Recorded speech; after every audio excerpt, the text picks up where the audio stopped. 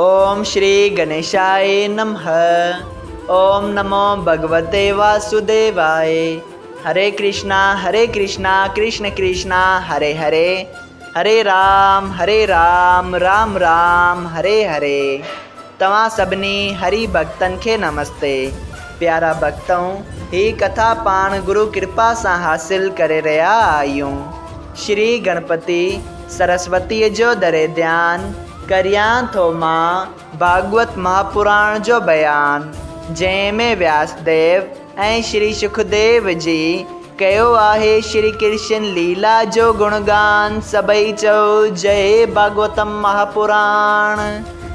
प्यारा भक्तों, कल कथा में पाण श्रीमद् भागवत महापुराण साहिब जे 8 स्कंद जे 13 ऐं 14 अध्याय में ॾिठो हो त श्री सुखदेव जी स्वामी राजा परीक्षित के 8 मनवंतरन जी कथा ॿुधाइनि था ऐं तंहिं बाद 14 अध्याय में हू 14 मनवंतरन में देवताइन, रखेश्वरन ऐं भगवान जे किरदार जी वाखाण करे ॿुधाइनि था त देवताऊं आहुतियूं ऐं यज्ञ वग़ैरह जो फल वठनि था ऐं उन्हनि जे हिसाब सां पंहिंजो नेम कर्म कनि था। तंहिं बाद रखेश्वरन जे बारे में ॿुधाइनि था त हू वेदन जी रक्षा कनि था ऐं हू जोग साधीनि था ऐं परमेश्वर हर मनवंतर में हिकिड़ो अवतार धारण करे दैतन दुष्टन ऐं पापियन के नाश करे धर्म जी रक्षा करे थो। सभई चओ जय श्री कृष्णा। अॼु पाण उन ही कथा के वधीक अॻिते वधाईंदे श्रीमद् भागवत महापुराण साहिब जे 8 स्कंद जो 15 अध्याय शुरू करे रहिया आहियूं, जंहिंजो नालो आहे राजा बलीअ जो इंद्रलोक ते राज करण। राजा परीक्षित पुछियो त हे सुखदेव जी, अॻे तव्हां चयो आहे त श्री नारायण जी वामन अवतार धारे राजा बलीअ खां भिख्या घुरी ऐं उन जो राज छल सां वठी देवताउनि खे ॾिनो। उन ॻाल्हि जो मूंखे ॾाढो सिंसो आहे त राजा बलीअ खे अहिड़ी कहिड़ी सुमर्थी हुई जो पार ब्रह्म परमेश्वर खेसि भीख घुरी राज वरितो ऐं दान वठण खां पोइ वरी छाकाणि यज्ञ करण वक़्तु राजा बलीअ खे ॿधाई। सो कृपा करे विस्तार सां ॿुधायो। श्री सुखदेव जी चयो त हे राजा परीक्षित, जॾहिं देवताउनि अमृत पी दैतन खे लड़ाईअ में जीते पंहिंजी राज गद्दी वरिती ऐं राजा बली दैतन समेत स्ताचल पर्वत ते घणनि ई ॾींहंनि ताईं रही पंहिंजे गुरुअ जी शेवा टेल प्रेम सां कई, तॾहिं संदसि गुरु शुक्राचार्य ॾाढो प्रसन्न थियो ऐं राजा बलीअ खे प्रयाग खेत्र में आणे खेसि विश्वजीत यज्ञ करायो। यज्ञ संपूर्ण थींदे ई अगन कुंड मां हिकिड़ो सुनहरी रथ, 4 घोड़ा, हिकिड़े शंख जी धजा, हिकिड़ो धनुष ऐं तरकश जंहिं जा तीर कॾहिं बि न खुटनि, हिकिड़ी तरार, हिकिड़ी तमामु अद्भुत ऐं सुंदर ज़रे निकिती ऐं हिकिड़ी माला गुलनि जी पहलाज भक्त पंहिंजे पोटे राजा बलीअ खे ॾिनी।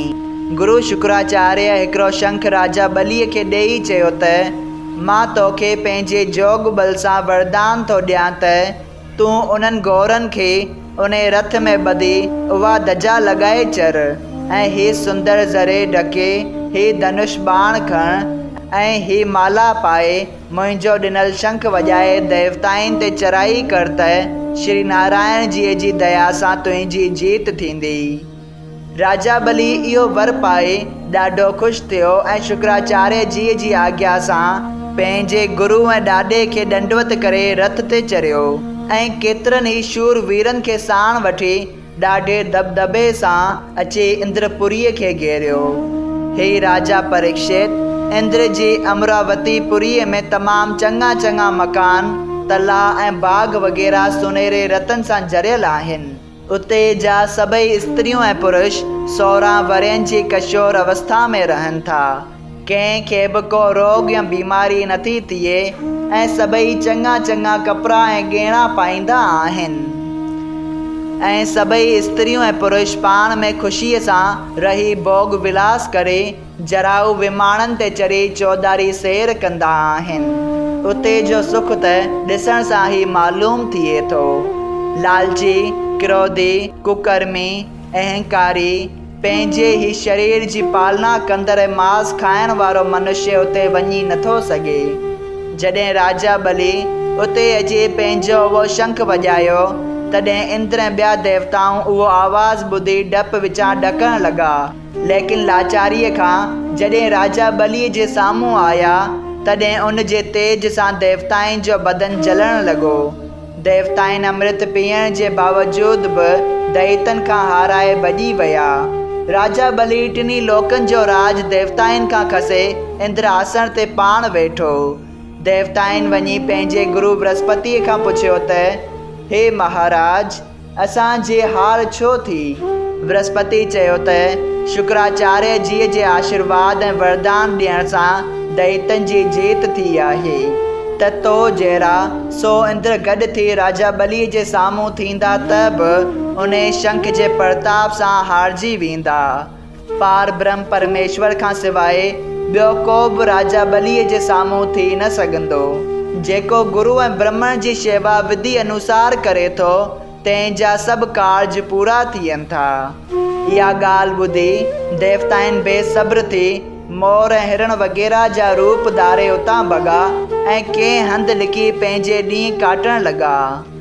जॾहिं राजा बलि टिनी लोकनि जो राज ॾाढी ख़ुशीअ सां थे कयो तॾहिं उन पंहिंजे तेज ऐं बल वधाइण वास्ते भारत खंड में यज्ञ करण जो वीचार करे शुक्राचार्य खे वेनती कई त हे गुरु जी, तव्हां का अहिड़ी तजवीज़ करियो जंहिं करे हमेशह असांजो राज क़ाइमु रहे।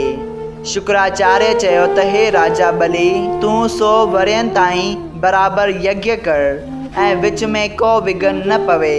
सभु यज्ञ चङी तरह पूरा थियनि त तुंहिंजो राज हमेशह वास्ते क़ाइमु रही सघे थो।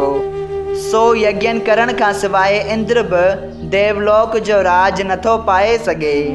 इहा ॻाल्हि ॿुधी राजा बलि पंहिंजे गुरुअ जी आज्ञा मूजिबि हर साल यज्ञ करणु शुरू कयो। जॾहिं 99 यज्ञ चङी तरह पूरा थी बाक़ी हिकिड़े यज्ञ जे पूरे करण जो वक़्तु आयो तॾहिं राजा बलि ॾाढो ख़ुशि थियो ऐं सभु कंहिं यज्ञ में एतिरो दान ऐं दक्षिणाऊं ब्राह्मण ऐं कंगालनि खे ॾिनियूं जो हिकिड़े जी बि इच्छा अणपूरी न रही ऐं को बि पेनू या फ़क़ीर भिकारी वग़ैरह उन जे दरवाज़े तां ख़ाली न वियो, जंहिं करे हिन जी कीर्ति टिनी लोकनि में फैलिजी वई। सभई चओ जय श्री कृष्णा। श्रीमद् भागवत महापुराण साहिब जे 8हें स्कंद जो 15हों अध्याय संपूर्ण थियो। अगरि तव्हां सभिनी हरि भक्तनि खे हिन कथा मां लाभ हासिल थियो हुजे त कृपया हिन कथा खे ॿियनि हरि भक्तनि सां शेयर कजो त उन्हनि जो बि भलो थिए ऐं तव्हांजो बि भलो थिए। सभई चओ जय सिया राम। राधे राधे।